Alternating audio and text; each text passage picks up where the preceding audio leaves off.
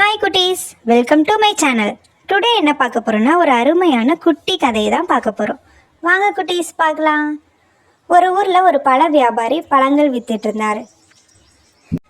அதை பார்த்துட்டே இருந்த குரங்கு ஒன்று அந்த பழக்கடையில் இருந்த வாழைப்பழத்தை திருடிட்டு ஓடிடுது. ஓடி போய் நல்லா உட்காந்து அந்த வாழைப்பழத்தை சாப்பிடுது. அந்த தாத்தாவோட பேரன் அதை பார்த்துட்டு, தாத்தா தாத்தா அந்த குரங்கை நம்ம வாழைப்பழத்தை திருடிட்டு போகுது, நான் போய் அதை பிடிக்கிறேன் அப்படின்னு சொல்லிட்டு ஃபாஸ்ட்டாக அந்த குரங்கை ஃபாலோ பண்ணிட்டு ஓடுது அந்த தம்பி. அதை பார்த்து அந்த தாத்தா, டே தம்பி ஓடாத, அந்த குரங்கு எதுவும் பண்ணாத, நீ துரத்தாத, அதை சாப்பிட்டுட்டு போகுது விடு அப்படின்னு சொல்கிறாரு.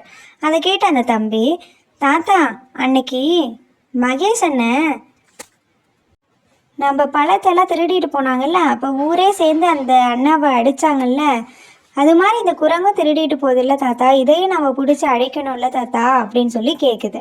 உடனே அந்த தாத்தா, அந்த குரங்குக்கு 5 அறிவு தான் சாமி, மனுஷனுக்கு 6 அறிவு இருக்குது.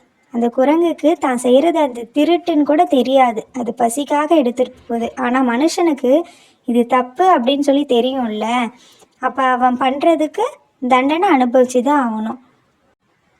இது மாதிரி தான் சாமி, தெரியாத பண்ணுற தப்புக்கு கண்டிப்பாக மன்னிப்பு உண்டு. ஆனால் தெரிஞ்சே நம்ம ஏதாவது தப்பு பண்ணால் அதுக்கு மன்னிப்பு கண்டிப்பாக கிடையாது, தண்டனை மட்டும்தான் இருக்கும். அது மாதிரி தான் சாமி அப்படின்னு சொல்லி அந்த தாத்தா அந்த பேரனுக்கு சொல்கிறாங்க. ஓகே குட்டீஸ், இந்த கதை உங்களுக்கு பிடிச்சிருந்ததுன்னா லைக் பண்ணுங்கள், ஷேர் பண்ணுங்கள், கமெண்ட் பண்ணுங்கள். பாய், தேங்க்யூ ஃபார் வாட்சிங்.